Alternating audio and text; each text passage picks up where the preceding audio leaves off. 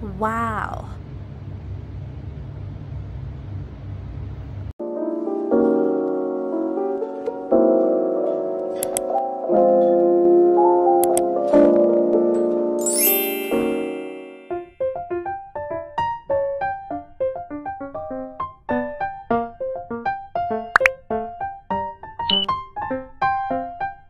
Guys, good morning. For today's video, tayo ay magluluto ng biryani chicken. Ito ang mga ingredients na ating gagamitin.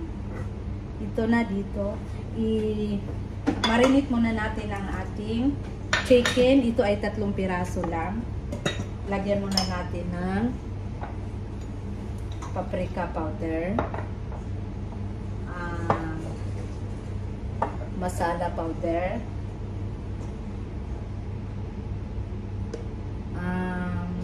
turmeric powder,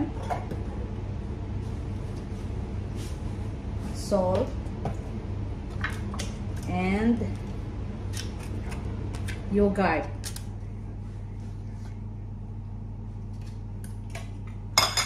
Pasensya na guys, hindi ako nag-gloves.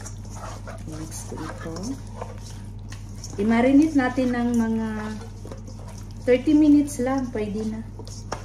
Tapos i-fry ko ito. At ito na guys. At ito, i-blender muna namin. At dagdag namin ang kamatis. I-blend namin ito para sabay-sabay na.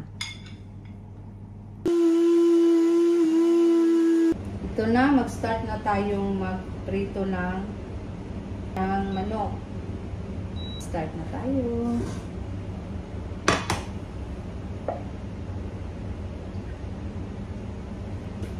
Habang pinainit natin ang oil, magpakulo muna tayo ng tubig para sa ating kanin. Lagyan na natin. At ito pinakulo ko na to para sa kanin. Ito na guys, start ko nang mag-prito ng manok.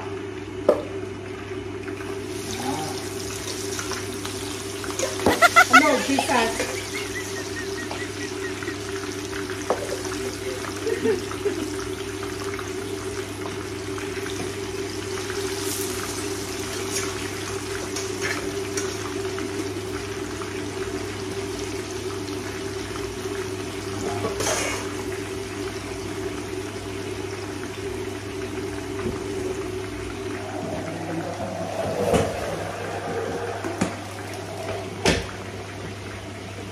Guys, tanggalin ko na yung chicken.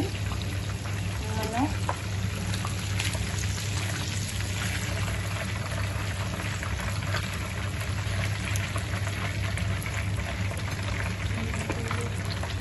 Ano siya guys? Ganda ang kulay. At isunod natin ang ating rice. Pakuluan natin, half cook pa rin. Start na tayo magluto na yung mga sangkap na ating gagamitin. Konting oil lang. Okay. Lagay na natin yung ito.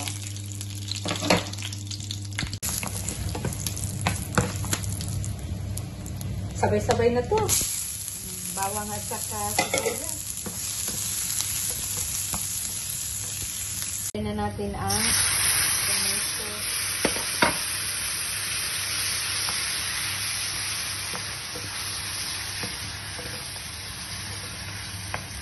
Lagay na natin ang ating mga sangkap. Itong cumin powder, black pepper. Ito lahat i-mix na.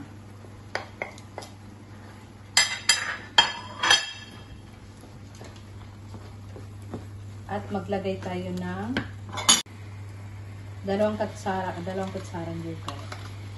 Ubusin na lang ito. Next. Kanin mo na ating i-buhos. I-dry natin.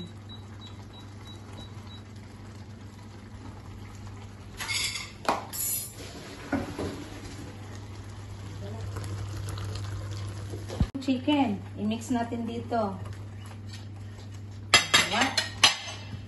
Wow, mukhang sarap na.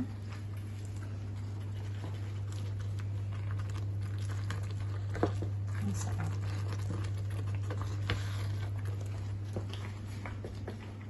Mga 10 minutes, pwede na itong i-set aside para rice.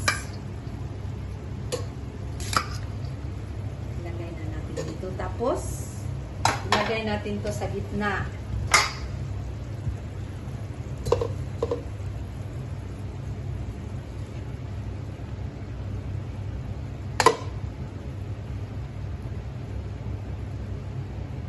At ilagay ang sauce niya.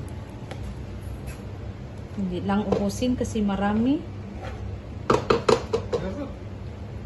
Ubusin daw, sabi ng kasama ko. Tapos, ilagay ulit itong rice.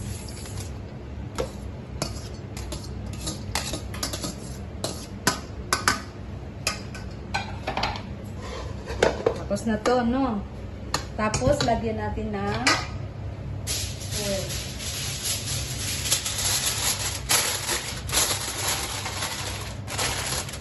Takpan, mga 15 minutes to 20 minutes, pwede na itong i-serve.